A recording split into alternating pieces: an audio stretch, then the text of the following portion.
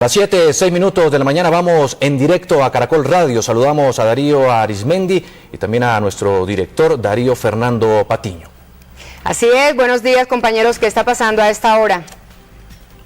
Muy buenos días, pues lo que va a pasar, porque tenemos realmente hoy un invitado de lujo, el general Oscar Naranjo, director de la Policía Nacional, y lo recibimos en la cima, Darío, porque está con 75% de opinión favorable, según el último informe Gallup. Es el personaje colombiano con mayor opinión favorable.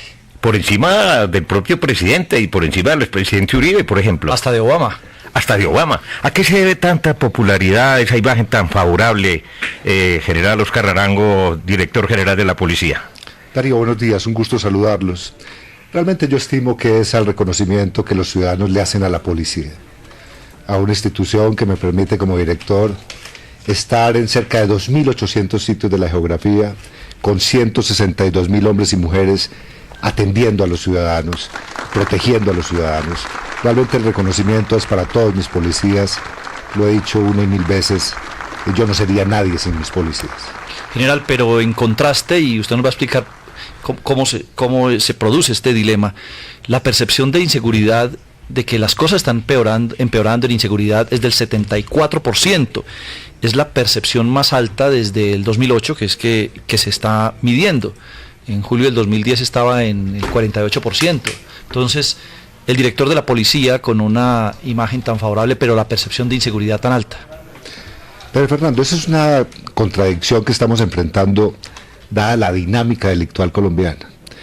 Y yo quisiera, digamos, antes de responder de manera concreta y directa, ponerle un marco, digamos, a mis respuestas, comenzando esta entrevista que estimo es vital, y la agradezco enormemente en función de mis responsabilidades. Hay que tener en cuenta que la política del gobierno del presidente Santos está montada sobre principios de buen gobierno. Y eso significa particularmente rendir cuentas. Por eso estamos aquí y eso explica mi presencia hoy aquí.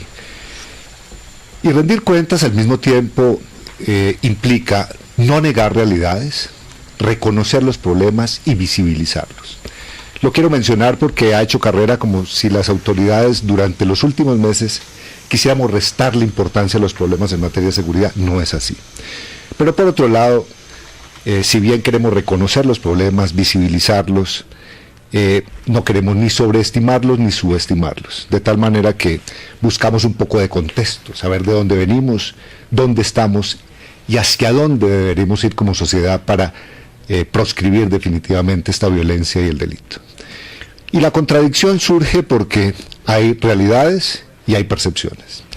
Y yo diría que cuando la realidad está lejos de la percepción, como en este caso, que las cifras son buenas y la percepción es mala, algo estamos haciendo mal los líderes responsables de la seguridad, que no logramos impactar al ciudadano para mantenerlo siempre animado, viendo reducciones objetivas de delito y creando climas de confianza.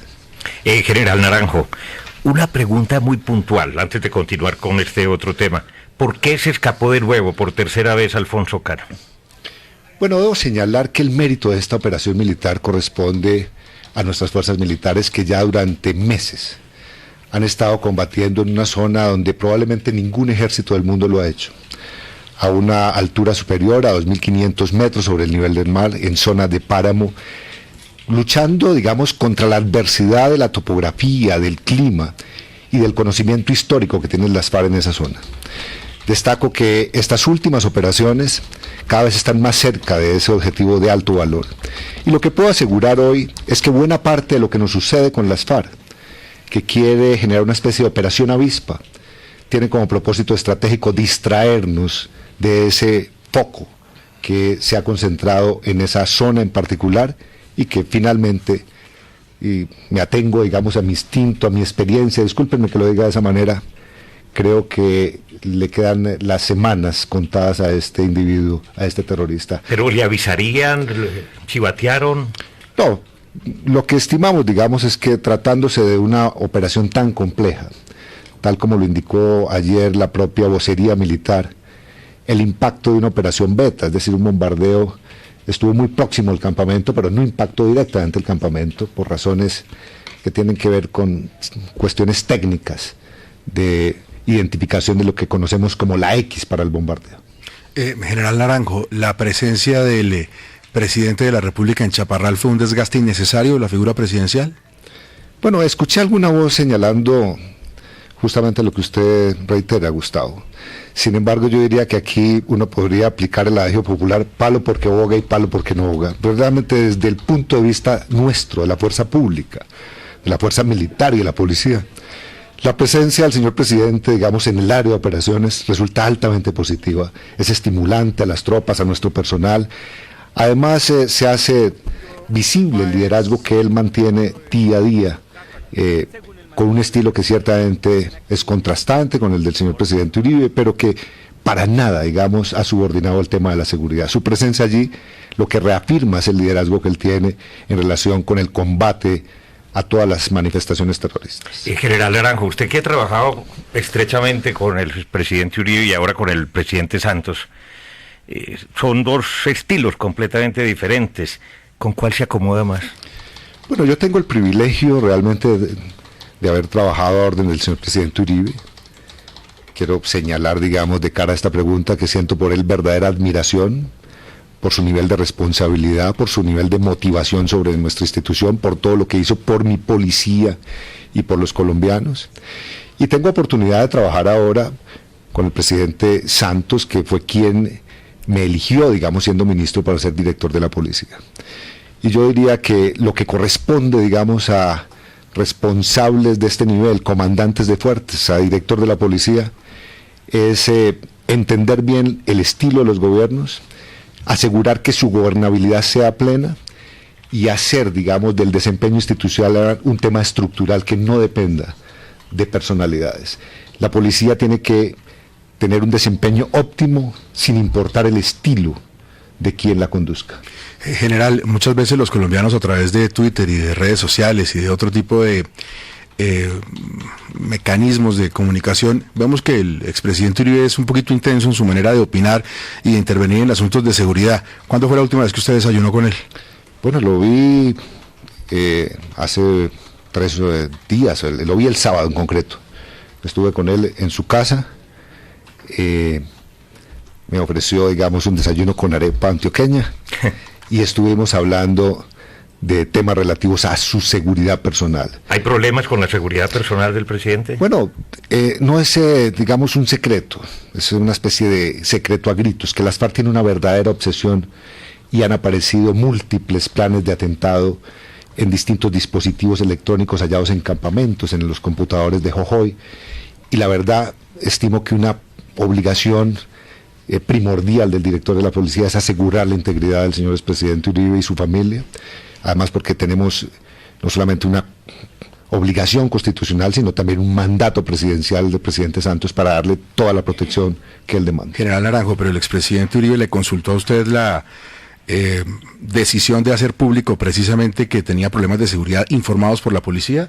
Él lo supo de voz suya, le dijo: General Naranjo, ¿puedo comprometerlo a usted públicamente para decir que mi vida está en peligro? Bueno, destaco que antes de él asistir a la comisión de acusaciones hace unas semanas, realmente señaló que haría pública la información oficial transmitida por nosotros en relación con planes que se encontraron en el computador de El Mono Jojoy. General, pero volviendo al tema del expresidente Uribe, si está tan amenazado como evidentemente lo está por todas las informaciones que ustedes han recibido y han recabado, ¿por qué no se va el expresidente un poco del país, descansa, reposa, protege su familia, se aleja un poco del torbellino? Darío, digamos, esa pregunta habría que hacérsela a él. Pero déjeme decirle que él obra con responsabilidad. Él ha estado más tiempo en el exterior que en Colombia y cuando llega aquí se sujeta a nuestros condicionamientos de seguridad. General Naranjo, usted hablaba ahorita de realidad y de percepción. Y la realidad plantea unos hechos desde el pasado 18 de junio que muestran que sí hay una situación real de deterioro del orden público en el país.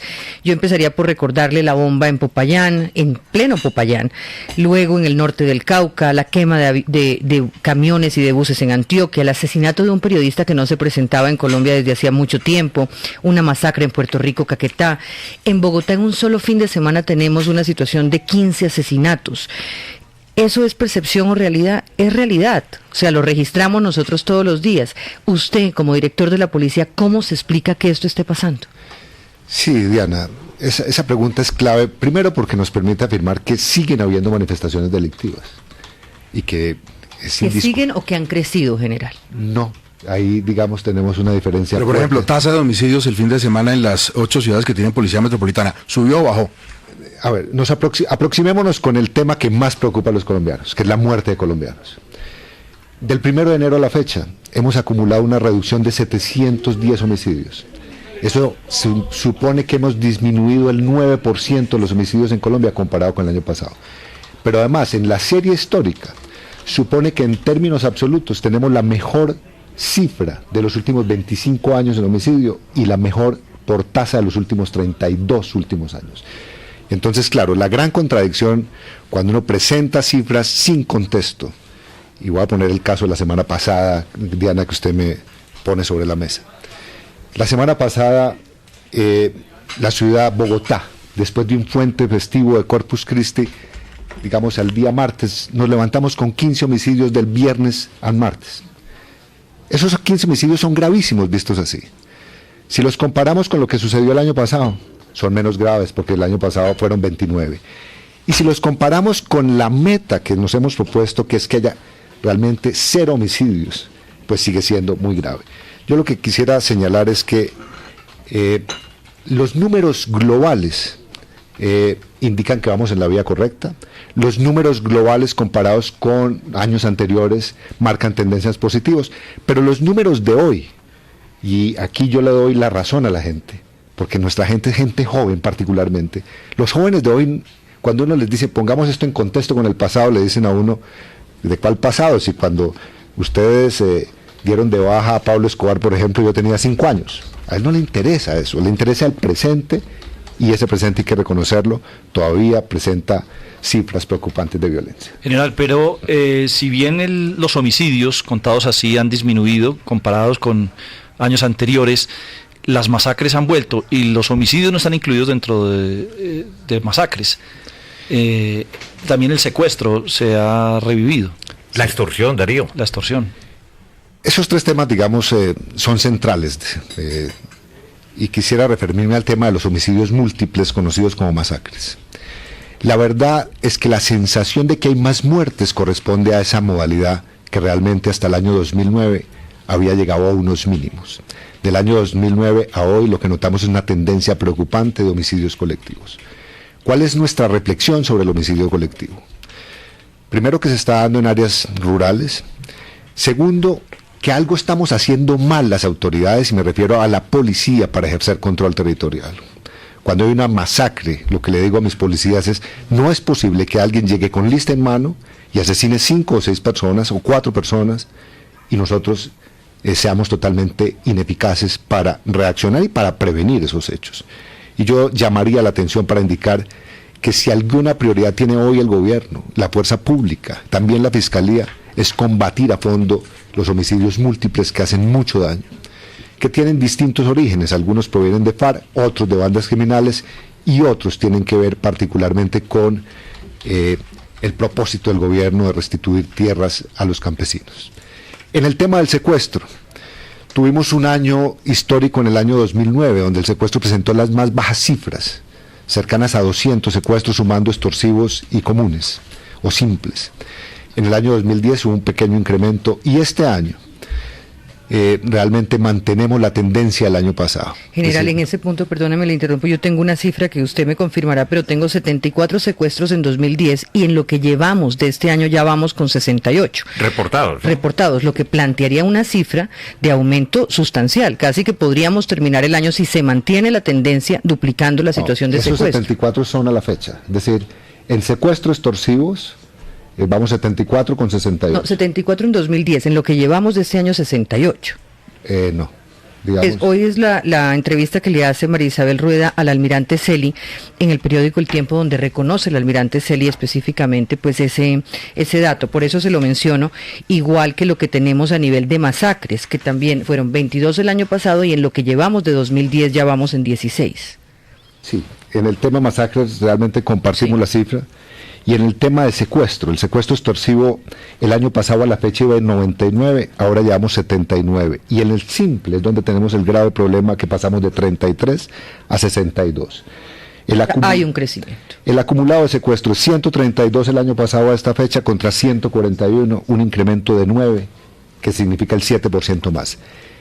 El tema del secuestro, digamos, es un tema preocupante y no podemos solamente mirar estas cifras de manera facilista, decir estamos cerca de la meta. Realmente el secuestro hay que reducirlo. Indicaría también aquí que la calidad del secuestro también se ha modificado en el modus operandi. Hoy las víctimas del secuestro son pequeños comerciantes, hacendados en cascos urbanos y en ruralidades, ya no están secuestrando al gran empresario. El monto de la cifra extorsiva pasó de $5 millones del año 2001 a cerca de $50.000 el día de hoy, y la capacidad de mantener el secuestrado en cautiverio realmente está oscilando entre 3 y 4 meses. Eso significa que hoy estas bandas de secuestradores no tienen esa capacidad estructural que mostraron en el pasado, lo cual no significa que hagan un daño grande, digamos, no solamente a la percepción, sino a la realidad en seguridad. No podemos permitir que vuelva el secuestro. General, le cuento que esta entrevista se está viendo también a través de las páginas de caracoltv.com, caracol.com.co, que es la de Caracol Radio, y del espectador.com. A propósito del Espectador, lo invito a que desde la redacción de ese diario escuche y vea una pregunta de su director Fidel Cano. Buenos días para todos allá en cabina. General Naranjo, su nombre aparece varias veces en los Wikileaks que viene publicando el Espectador como una fuente de primera mano de la Embajada de Estados Unidos.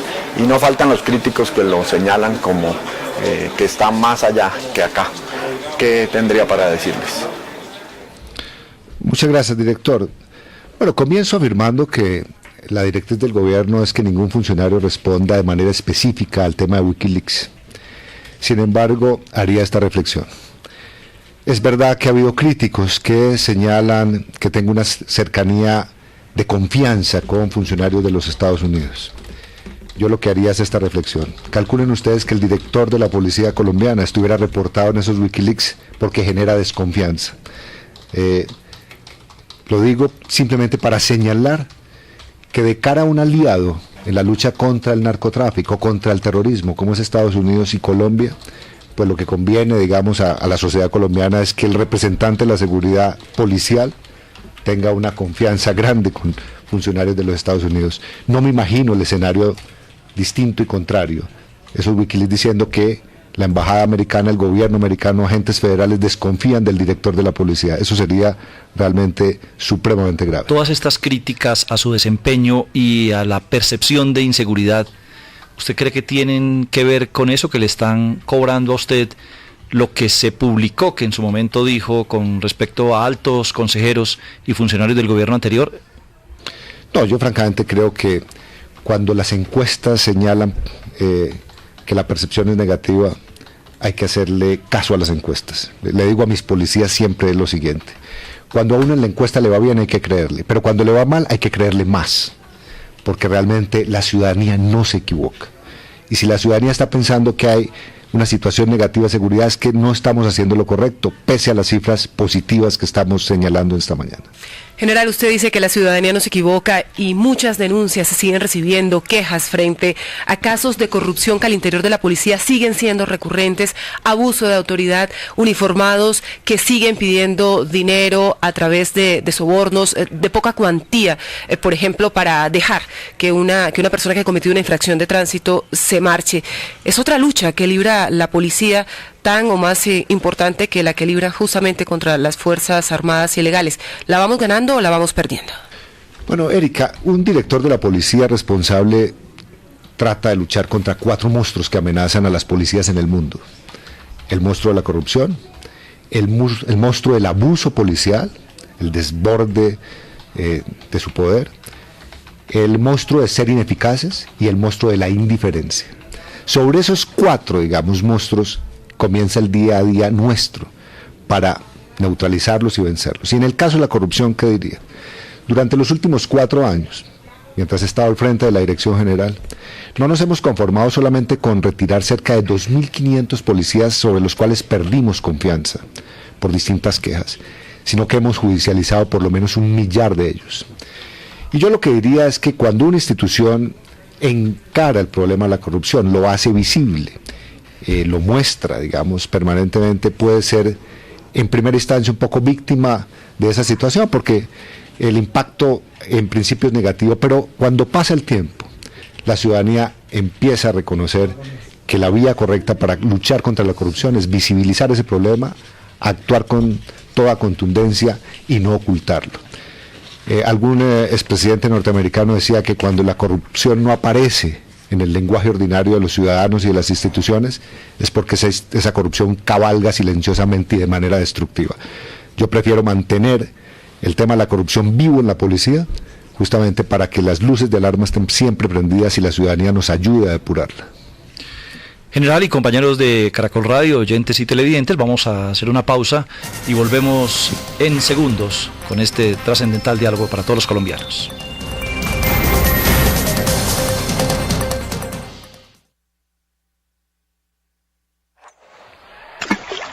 Mala salida. ¿Qué pasó?